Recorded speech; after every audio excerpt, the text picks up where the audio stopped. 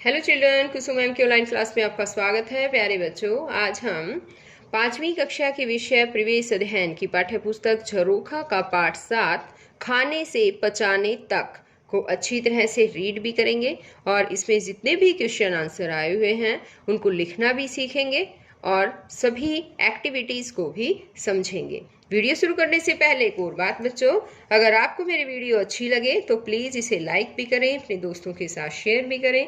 और अगर आप अभी तक मेरे चैनल का हिस्सा नहीं बने हैं तो मेरे चैनल ऑनलाइन स्टडी हब को सब्सक्राइब भी करें और साथ में दिए बेल आइकन को जरूर प्रेस करें। तो देखिए, आज हम शुरुआत करते हैं यहाँ पेज नंबर 47 से। सोचो और लिखो।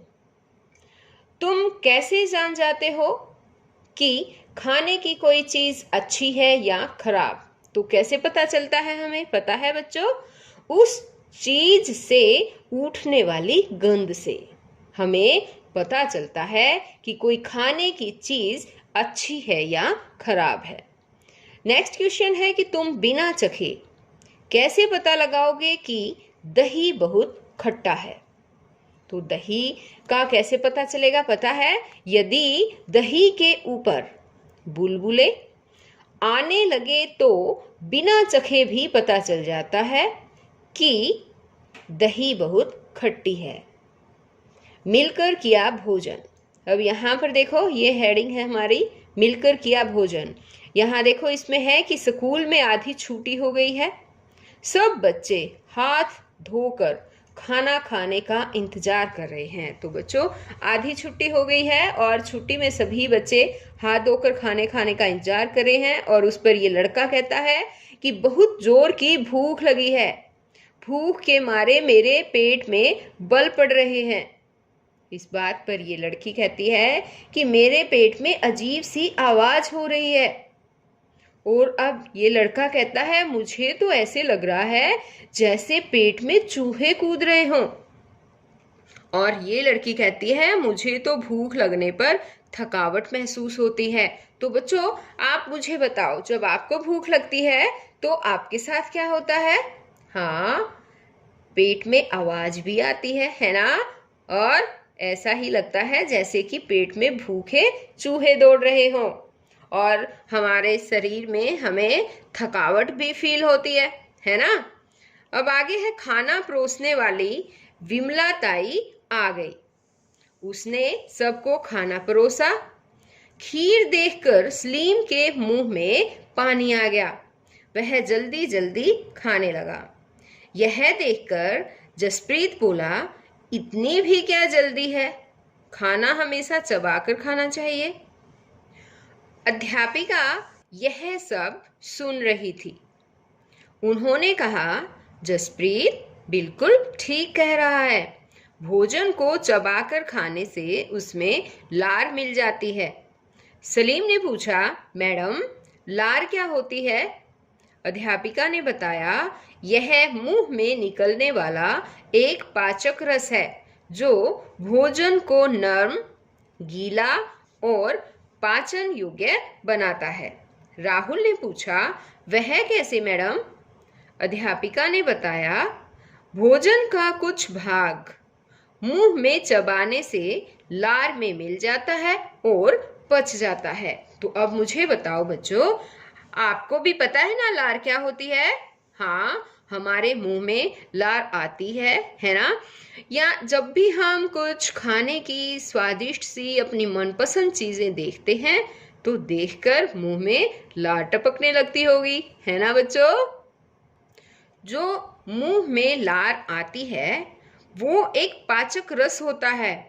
और अगर हम अपना भोजन अच्छी तरह से चबा चबा कर खाएंगे तो भोजन को चबाने से और उसमें लार के मिलने से भोजन का और भी स्वाद बढ़ जाता है। भोजन पहले से ज़्यादा, दोगुना ज़्यादा यानी कि अच्छा लगने लग जाता है।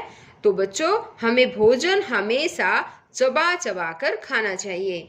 एक तो अगर हम भोजन को चबा चबा कर खाते हैं तो वो हमारे पेट में पचता भी जल्दी है। अब आगे है कि अब बताओ, जब तुम्हें भूख लगती है तो तुम कैसा महसूस करते हो? कैसा महसूस करते हो बच्चों, बताओ।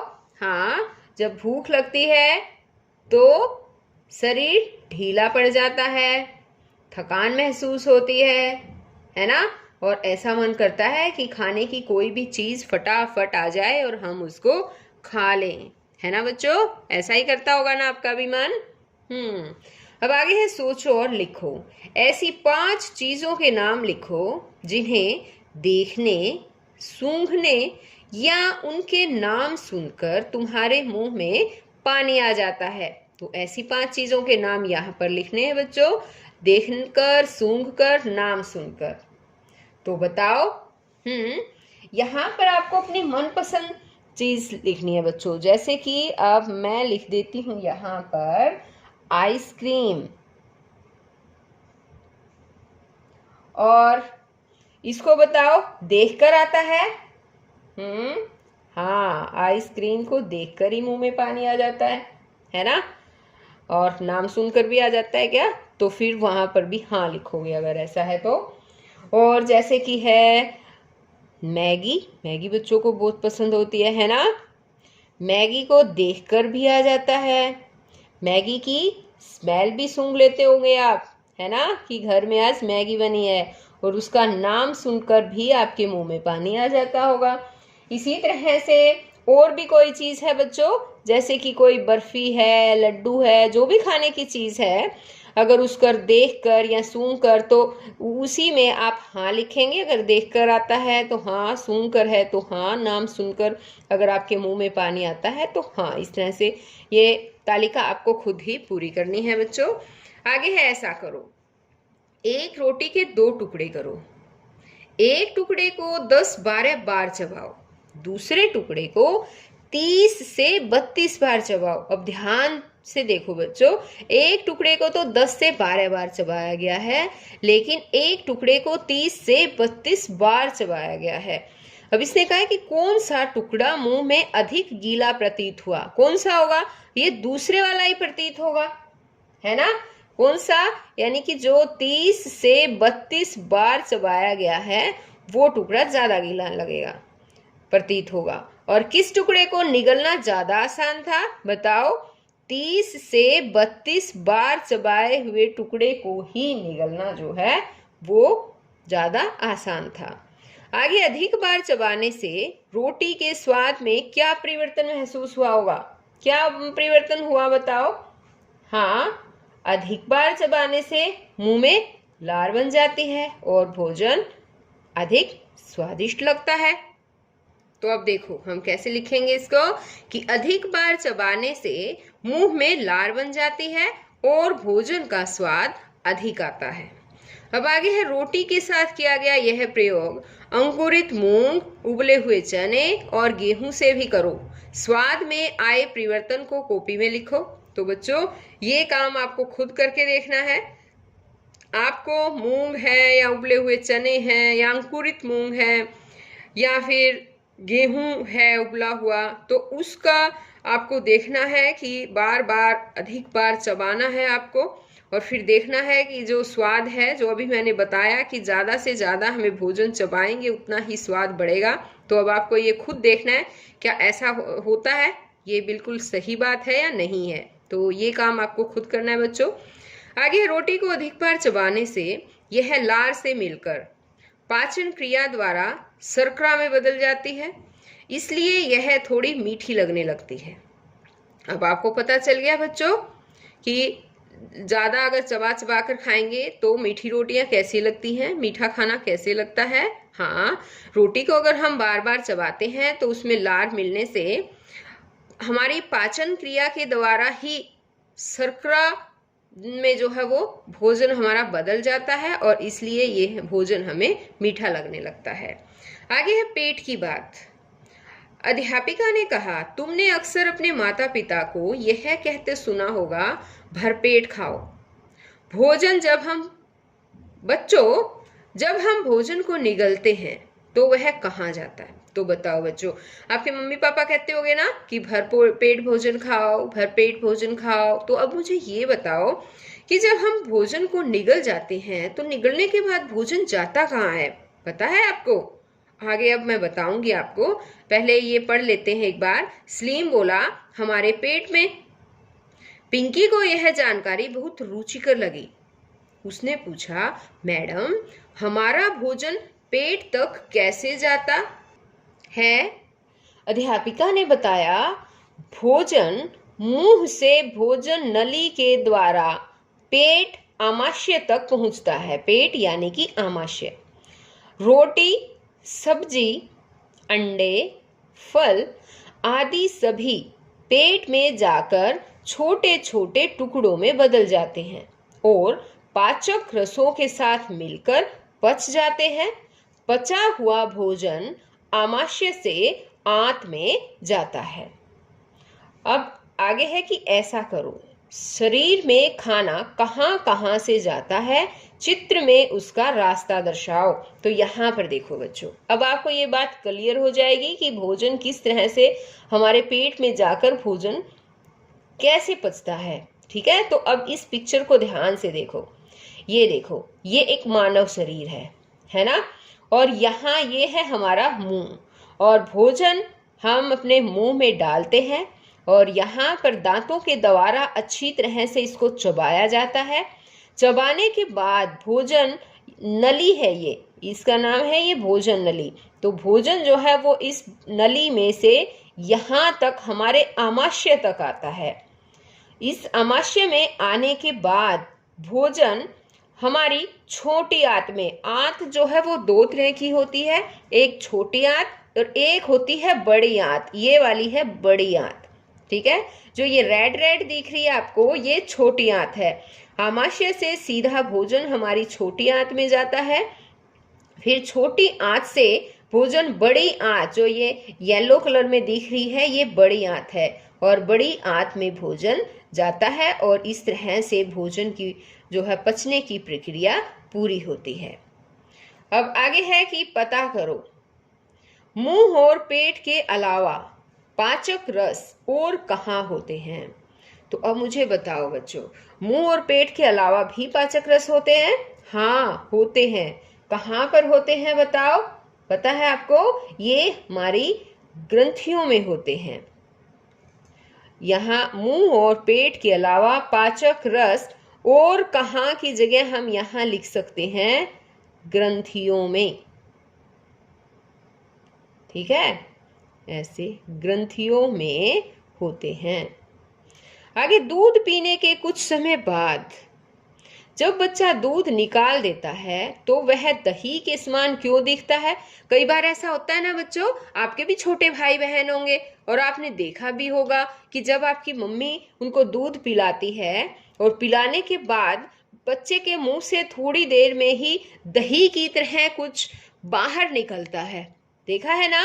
हाँ, तो ऐसा क्यों दिखता है वो हमें? वो बच्चे ने पिया तो दूध है, लेकिन वो दही कैसे बनकर बाहर निकलता है? तो ये देखिए, शरीर के अंदर विद्यमान पाचक रस दूध को पचाने के लिए फाड़ देते हैं। आया समझ में बच्चों? जब हम दूध पीता है बच्चा, तो शरीर के अंदर ही कुछ पाचक रस होते हैं और वो पाचक रस दूध को पचाने के लिए पहले उसको फाड़ देते हैं। जब अनपचा दूध बाहर निकलता है तो वह दही के समान लगता है। अब आगे देखो, यहाँ पर एक और हेडिंग दे रखी है, ड्रिप द्वारा ग्लूकोज। अब ग्लूकोज का पता है बच्चों? ग्लूकोज क्या होती है? हाँ, देखा भी होगा। यहाँ पर देखिए, इस पिक्चर को ध्यान से देखो। ये देखो, ये लड़की है, बीमार है ना? और इसको डॉक्टर ग्लूकोज चढ़ा रहा है ना? अब यहाँ देखो, पिंकी ने अध्यापिका से कहा, एक बार जब मेरी छोटी बहन को उल्टी व दस्त लग गए थे तो मेरे पापा उसे अस्पताल ले गए। डॉक्टर ने उसकी जांच की और बोले, इसके शरीर में तो पानी की कमी हो गई है, इसे ड्रिप द्वारा ग्लूकोज चढ़ाना पड़ेगा। मैडम, ग्लूकोज क्यों चढ़ाते हैं? अब पिंकी जो है वो अपनी मैडम से पूछती है कि डॉक्टर ने उसकी बहन, पिंकी कहती है अध्यापिका से कि जब उसकी बहन बीमार हो गई थी तो डॉक्टर ने कहा था कि उसको ग्लूकोज चढ़ेगा। तो मैडम ग्लूकोज क्यों चढ़ाते हैं? मैंने तो कई बार ग्लूकोज पानी में घोल कर पिया है। तो बच्चों ग्लूकोज जो पानी में घोलने का ग्लूकोज होता है वो अलग से होता है, और ये ग्लूकोज जो हमारे शरीर में चढ़ता है ये अलग से होता है। पानी में जो घोल कर ग्लूकोज पिया जाता है वो एक मीठा पाउडर होता है, और ये जो ग्लूकोज चढ़ाया जाता है ये एक लिक्विड फॉर्म में पाया जा होता है। मतलब कि अध्यापिका ने बताया, अत्यधिक उल्टी व दस्त लगने से शरीर में कमजोरी आती है तथा पानी की कमी हो जाती है, इसलिए ड्रिप द्वारा ग्लूकोज चढ़ाया जाता है। इससे शरीर को जल्दी ताकत मिलती है और पानी की कमी भी पूरी हो जाती है। ग्लूकोज भोजन का सबसे सरल रूप है। तो आया बच्चों आपको समझ में, ये ग्लूकोज क्यों चढ़ाते हैं? जब उल्टी दस्त लग जाती है बच्चों को या किसी को भी बड़ों को लग जाए तो एकदम से कमजोरी आ जाती है, शरीर में पानी की भी कमी हो जाती है, और उन सब से बचने के लिए जो है वो ग्लूकोज लगाया जाता है, ताकि एकदम से ग्लूकोज लगने से शरीर में ताकत आ जाती है, पानी की कमी भी पूरी हो जाती है। अब आगे है सोचो और लिखो। क्या तुमने कभी ग्लूकोज चखा या पिया है? इसका स्वाद कैसा होता है? तो बच्चों बताओ। अधिकतर घरों में गर्मियों में, ज्यादातर गर्मियों में ही ग्लूकोज जो है वो रखते हैं। और क्या तुमने चखा है बच्चों? हाँ चखा है। तो इसका स्वाद बताओ कैसा होता है? इसका स्वाद होता है मीठा। तुमने पिछली कक्षा में जीवन रक्षक घोल बनाया था, यह किसी रोगी को कब दिया जाता है? तो हमने बनाया था ना बच्चों, हाँ एक पार्ट में आया था ना जीवन रक्षक घोल। तो बताओ कि ये रोगी को कब दिया जाता है? ये रोगी को तब दिया जाता है जब रोगी बार बार उल्टियां या दस्त कर रहा होता है, तो उसके शरीर में पानी की कमी हो जाती है। तो उस कमी को दूर करने के लिए हम घर में ही जीवन रक्षक घोल बनाते हैं। और घर में जीवन रक्षक घोल बनाने के लिए किन चीजों की आवश्यकता होगी बताओ बच्चों? हाँ एक तो है पानी, है ना, और पानी में नमक, और बताओ क्या मिलाते हैं? पता है? हाँ चीनी मिलाते हैं। नमक, चीनी और पानी का घोल होता है, इसको जीवन रक्षक घोल बोलते हैं। ग्लूकोज और जीवन रक्षक घोल के स्वाद में क्या अंतर होता है बताओ? ग्लूकोज जो होता है बच्चों वो मीठा होता है, उसका स्वाद मीठा होता है, और जीवन रक्षक घोल का स्वाद जो है वो मीठा, क्योंकि उसमें चीनी भी होती है ना, और नमक भी होता है, इसलिए नमकीन भी होता है। तो जीवन रक्षक घोल का जो स्वाद है वो मीठा नमकीन दोनों ही होता है। आगे है स्कूल में हुआ हेल्थ चेकअप। तो ये जो है आगे का हिस्सा जो भी रहता है पार्ट इस लेसन का, वो हम नेक्स्ट वीडियो में समझेंगे बच्चों। आज इस वीडियो में केवल इतना ही, तो हम फिर मिलते हैं एक नई वीडियो में। तब तक के लिए